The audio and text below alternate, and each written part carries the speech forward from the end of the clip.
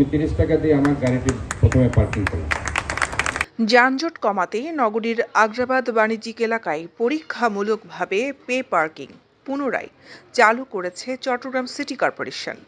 বুধবার দুপুরে আগ্রাবাদে copper chimney রেস্তোরাঁর সামনে city mayor doctor Shahadat Hossain pay parking চালু করেন।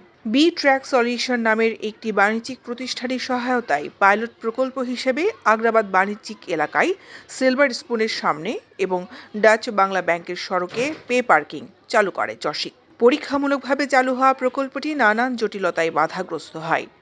বুধবার প্রকল্পটি আবার চালু করা হলো। আগ্রাবাদের এই বাণিজ্যিক এলাকাকে আমরা প্রথমে একটা মডেল এলাকা হিসেবে আমরা চিহ্নিত করেছি এবং এখানে আমরা পরীক্ষামূলকভাবে এই যাত্রাটি আমরা শুরু করছি।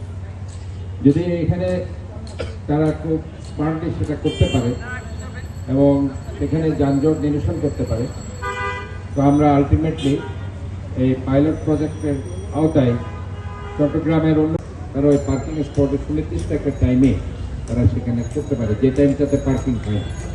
তো আমি আজকে এখানে এই উদ্বোধন অনুষ্ঠানে যারা আজকে অনুষ্ঠানটি আয়োজন করেছেন আমি তাদেরকে আন্তরিকভাবে ধন্যবাদ জানাচ্ছি এবং আমি যেটা মনে করি যে আমাদের সবাইকে মিলেই জন্য অবশ্যই তাদেরকে দায়িত্ববোধ আমরা দেব। এখানে শুধুমাত্র স্মার্ট পে পার্কিং নয়, আমরা চিন্তা করছি ইন ফিউচার যেহেতু এখানে অনেক হকাররা বিভিন্ন জায়গায় বসে যাচ্ছে, তারাও সেম লাইক দ্যাট যে পে তারা পে করে স্মার্ট পে এর মাধ্যমে তারা সেখানে তাদের দৈনিক আজাদী নিউজ ডেস্ক।